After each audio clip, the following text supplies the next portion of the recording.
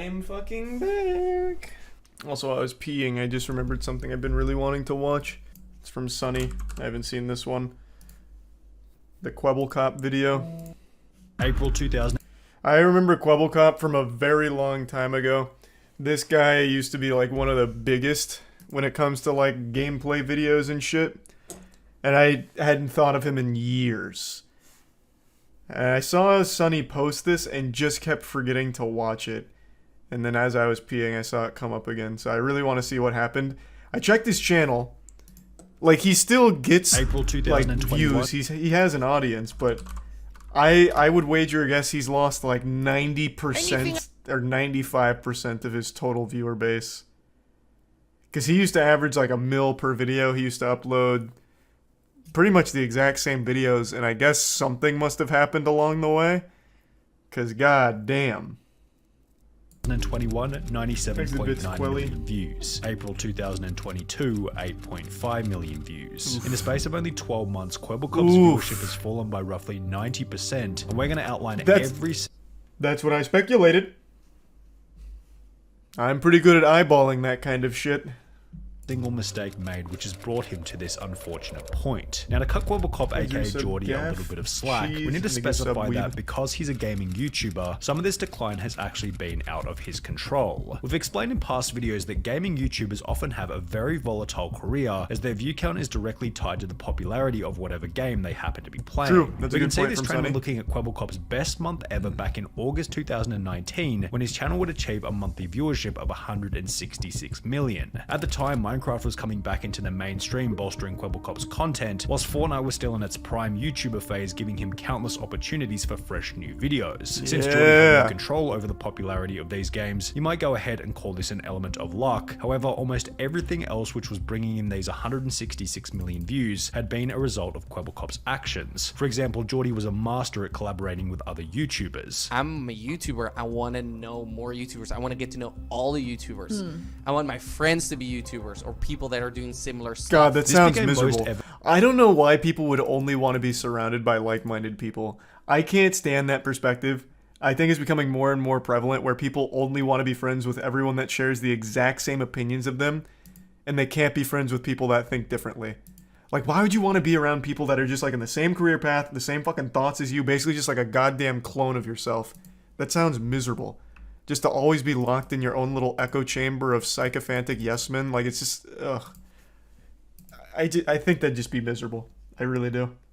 Evident after forming a YouTube trio known as Robust, which included Kwebbelkop alongside two other familiar faces, Jelly and Slogo Man. Kwebbelkop explained that his first viral video with over 14 million views was him, Jelly, and Slogo simply messing around on GTA 5. As their relationship strengthened, a video where Kwebbelkop simply met Jelly in real life for the first time gained over 12 million views. The trio were even picked up by PewDiePie's YouTube network Revel Mode, alongside Markiplier and Jacksepticeye, with a subscriber count of Kwebbelkop, Jelly, and Slogo being the best piece of evidence for the success they'd find as a trio. In addition to— How are the other two doing? Before we go on, I don't know the other two. I haven't heard of Jelly or Slogo. Let's take a peek. April 2000. Let's see if it's just Kwebbelkop. Today. Oh, it's all of them. Holy shit. 23 million. He gets about the same views as Kwebbelkop, who's on a 90% decline. Actually, less than Kwebbelkop. God damn. So it really just must be a thing of like the games aren't as popular anymore, unless they really did something that ruined them.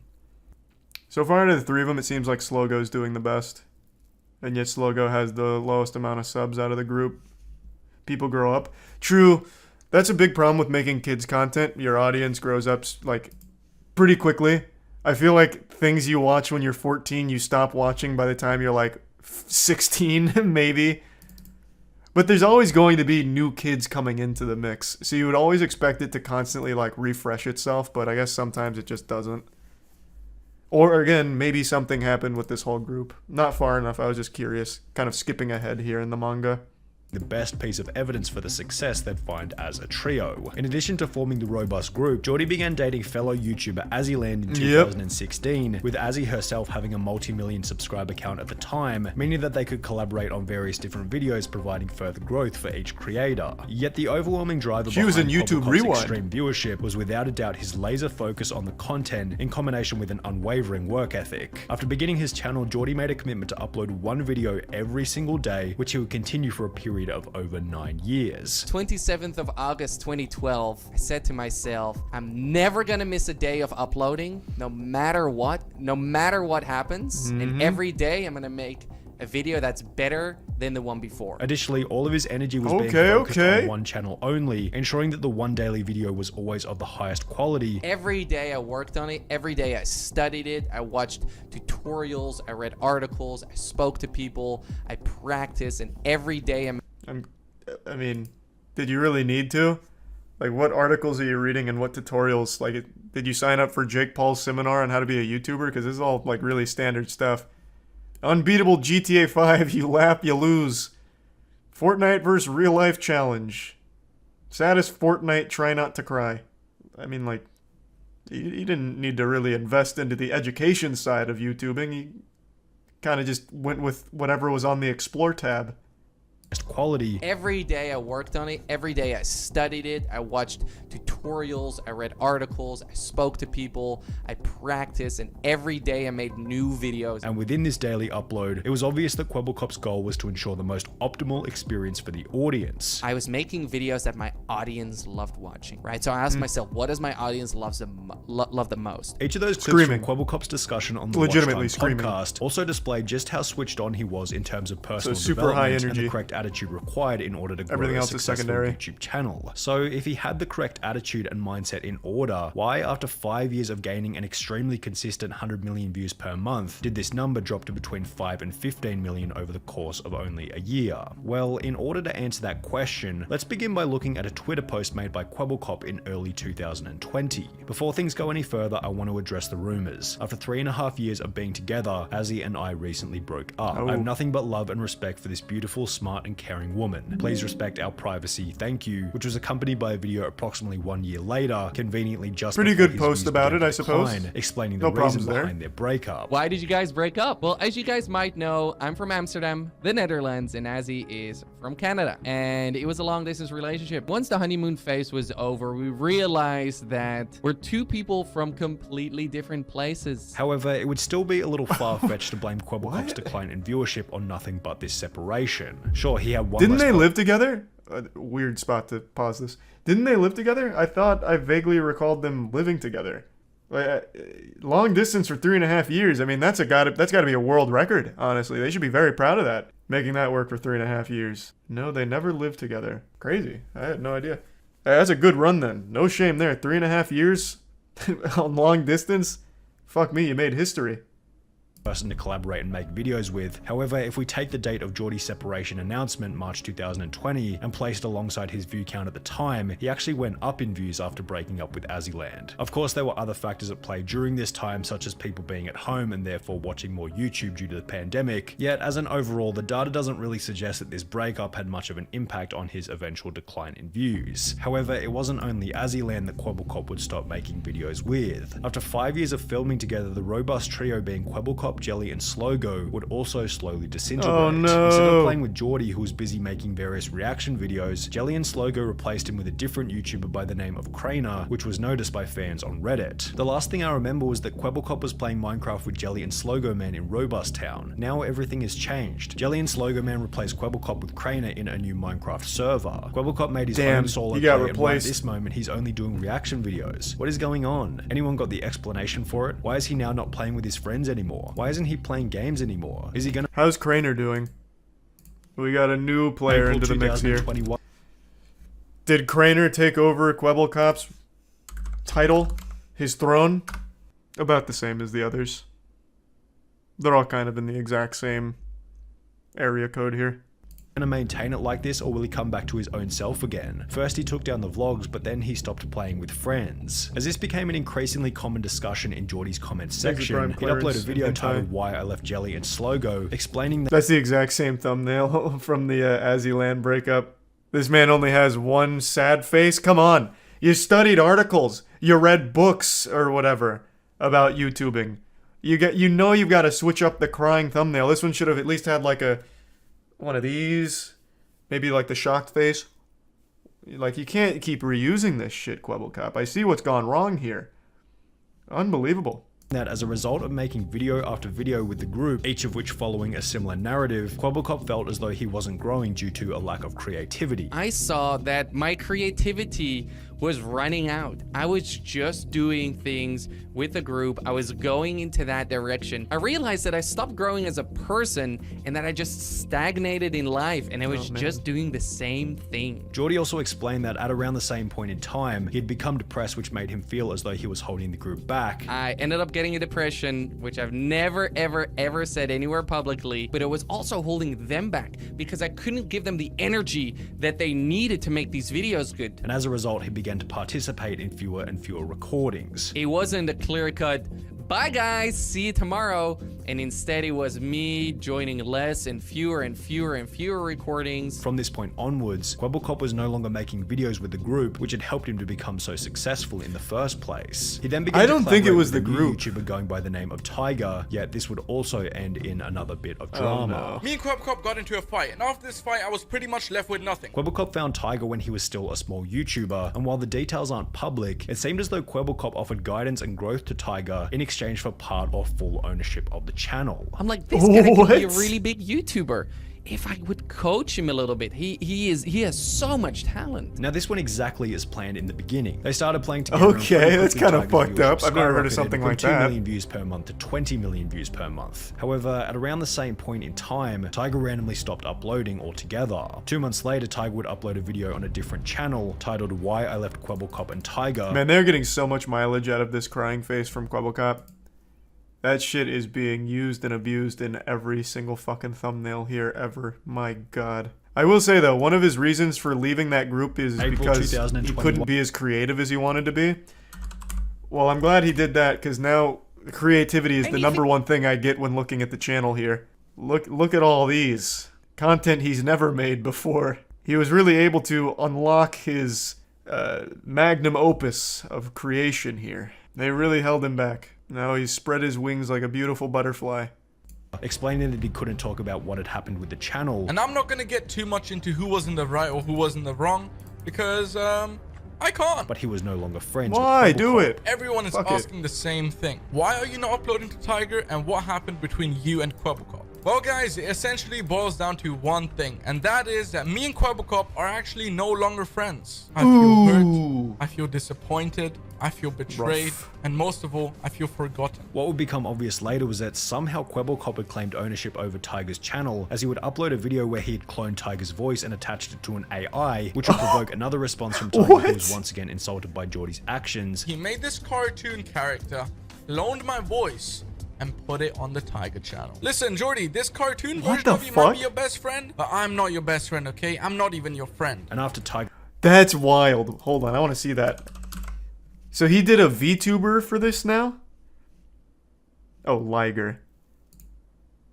Oh wait, no, this is his new channel. Oh, I must have deleted the other one. Man made a VTuber and an AI speech pattern for him?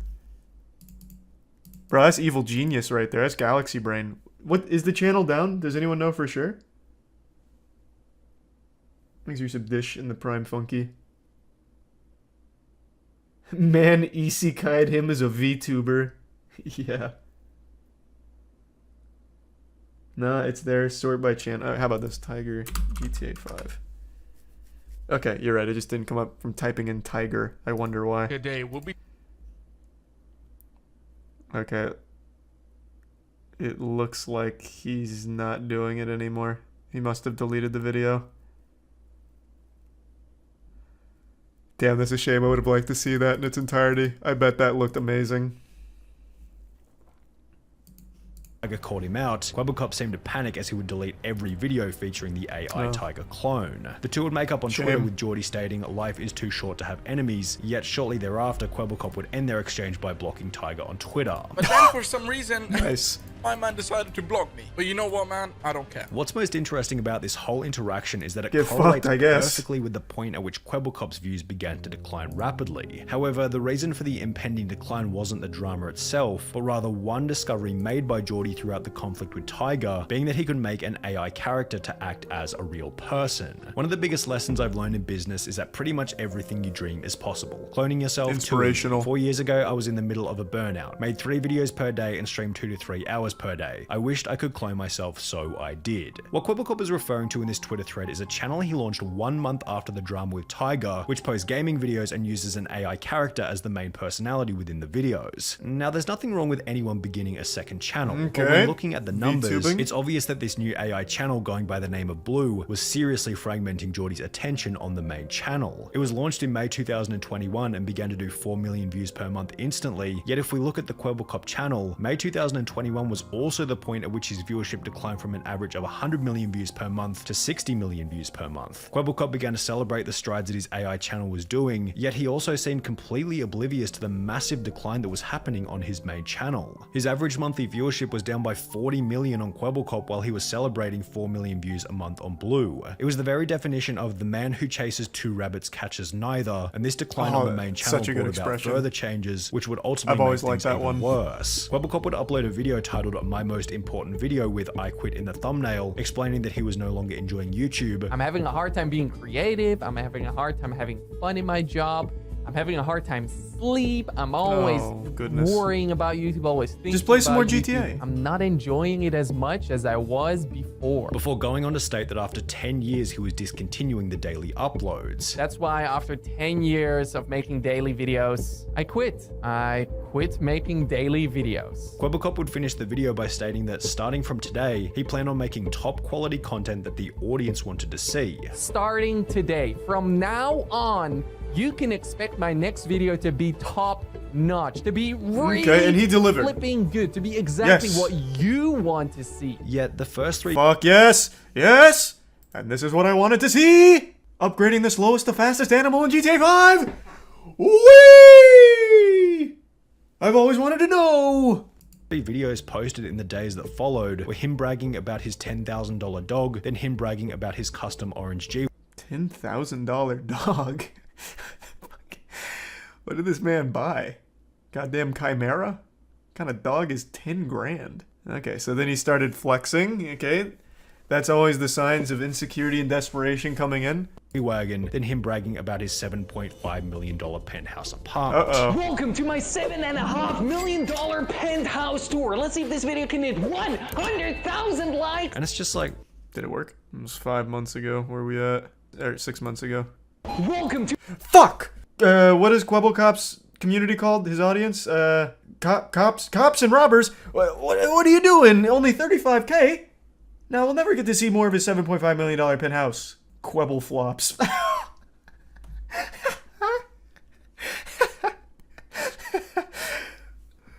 That's pretty that's pretty fucking good.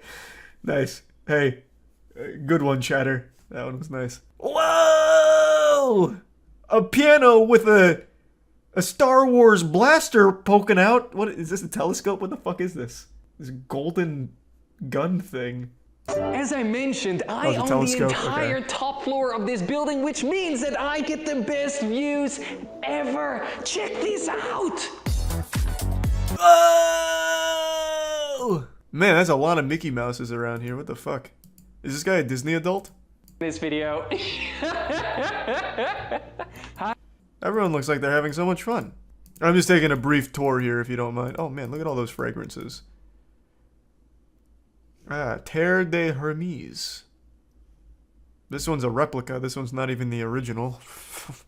Okay, pour much? Yikes. Not even authentic. Why is this the most replayed? Because of this jar of urine? Oh, it's actually not this. It's the shower. You perverts. You Kwebbel flops. Ew.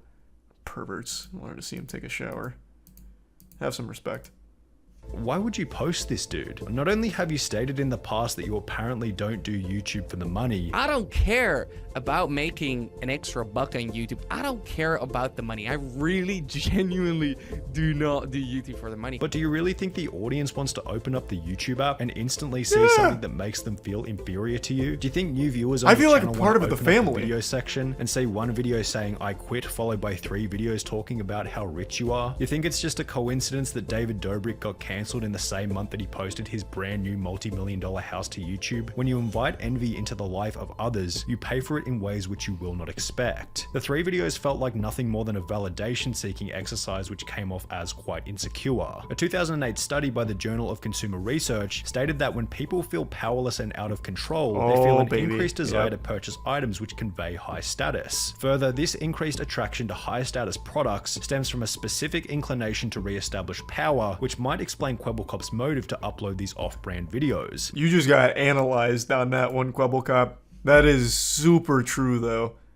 You see this shit happen a lot with, I guess not necessarily streamers, because I don't think there's any, like, big streamers that have fully fallen off yet. But I've seen this on YouTube a few times with some of the big boys. Take, for example, like, Rice Gum. Though most of his content was built around flexing from the start, it obviously only had a shelf life of however many years he was on there for. I don't even remember now. But this kind of, like, flexing is always, like, in the death throes of that creator's channel.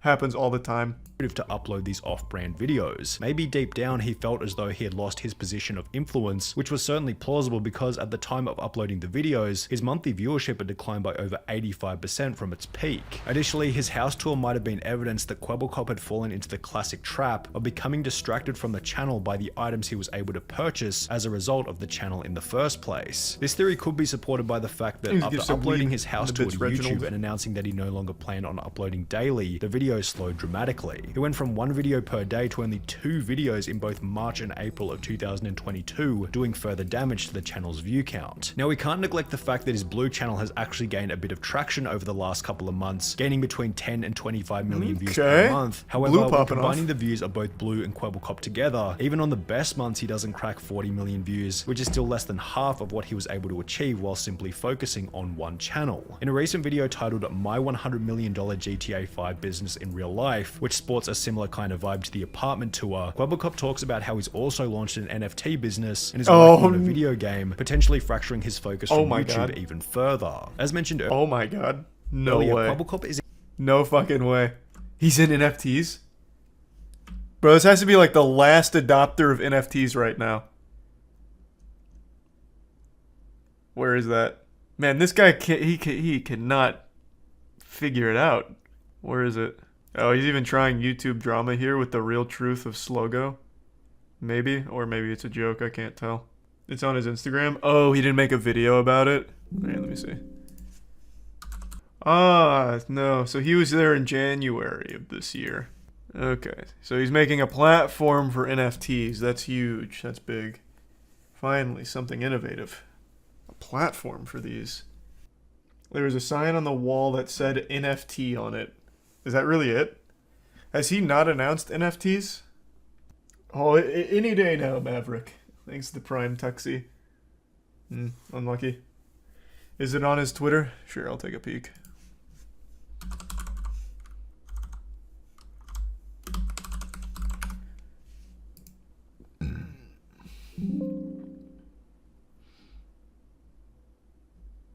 Hey, he met Speed. Speed looks really happy to meet him.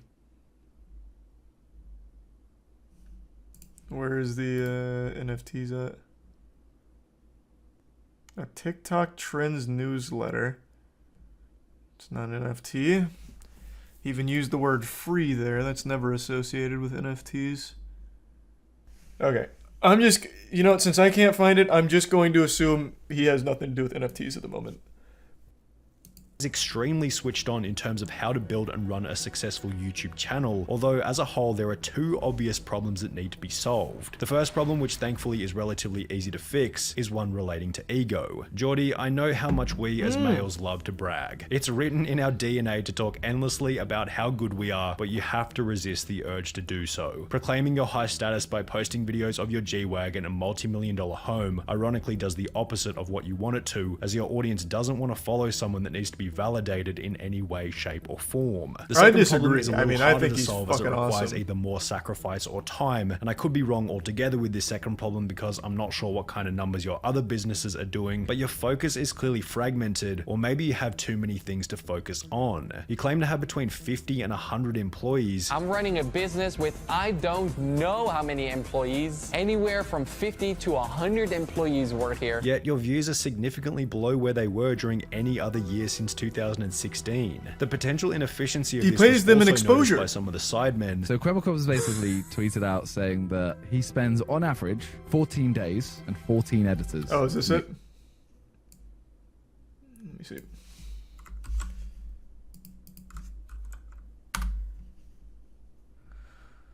Alright. Dear Launch My NFT supporters, over 6 months ago we launched a platform that helped thousands of people create and launch their own NFT collections. With over 1 million unique wallet addresses who use the platform, it's an understatement to call it a success. How hype. What a saint. What an absolute saint. Man, this one's doing numbers, Kwebbelkop. 37 likes, 12 likes, 10, 9. Woo-wee! To call that a success would be an understatement. Oh, he's stepping away. Oh, hold on, let me finish reading this. What happened? What started as a hobby project very quickly turned into a daily job. Or again, the project was extremely challenging and new. Meeting so many enthusiastic Web3 supporters was my favorite thing about it. Also very happy that I was able to inspire so many individuals and help thousands of people to creating their own Web3 project. In every video, I'm not very familiar with Kwebbelkop, full disclosure. Every video I've seen of him so far, he keeps sucking his own dick. I've inspired so many people. I started just like you, and I'm glad to be able to help you do the things that you want to do by sharing my story and my wealth with you. This is a guy who clearly has a very strong opinion of himself and the good deeds he thinks he does. Interesting. During these past months, I realized how much more the Web3 and metaverse space needs to grow before we can actually live in it. A lot needs to be built. This future we all dream about needs to be realized, else it'll stay a dream forever. This is why I'm stepping away from Launch My NFT. I have a lot of faith in my team, and I'm certain that the future for the project is bright, in all honesty. They don't need me anymore. Thank you to everyone who I've worked alongside. It was fantastic. Thank you for everything. Let's turn this metaverse into a reality.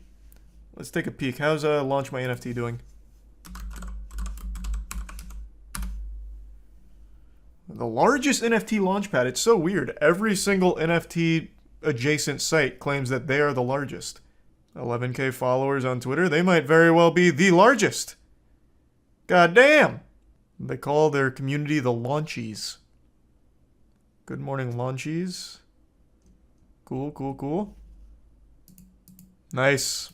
Make one video. Instantly, I'm thinking your team or your process is incredibly inefficient. And while the one step back for two steps forward mentality is a great thing to have, something feels off with the numbers. Maybe you're just bragging about employing way more people than you actually do, and if this is the case, it's just another piece of evidence for the previous point. Quit with the bragging. It's not necessary and adds no value to anything at any point in time. When you appeared on the Watch Time podcast with Muselk, one very mature thing that you said was that you appreciate when your YouTuber friends call you out on things.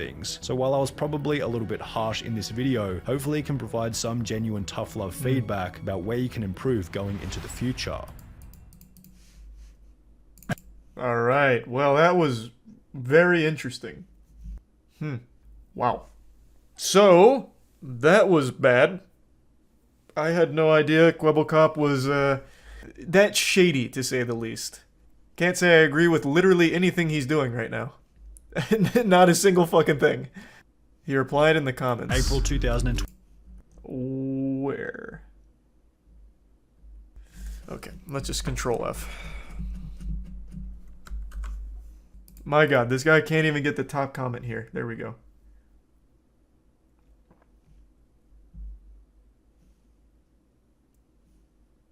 Oh, that's a pretty wholesome comment.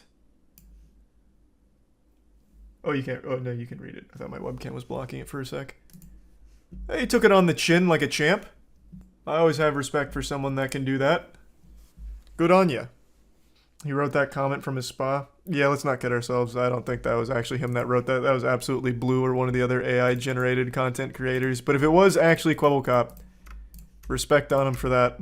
Did you watch how the Sidemen made a $100 million empire? No, I haven't yet. The Sidemen are absolutely fucking killing it. God, that charity stream was so good. Hope those that depend on them for a job are getting paid for their work. So here's my belief on it. I don't think Kwebbelkop started that company. I think what happened is Kwebbelkop found that company reached out to Kwebbelkop after the success of Blue, and they use him as their face. I don't think it's actually Kwebbelkop employing those people. I'm pretty sure he is basically just their mouth. I highly doubt he launched that company. Still don't get how he's so rich. Young kids content. Kids content paid a ton back in the day. When you make content geared towards a younger audience, you get premium ads. So your ad rev, your CPM, like, it's crazy. So he made fat bucks. Was he rich before YouTube? I don't know anything about his like history or anything. Give me a second though. I need to go to the bathroom. I'll be right back.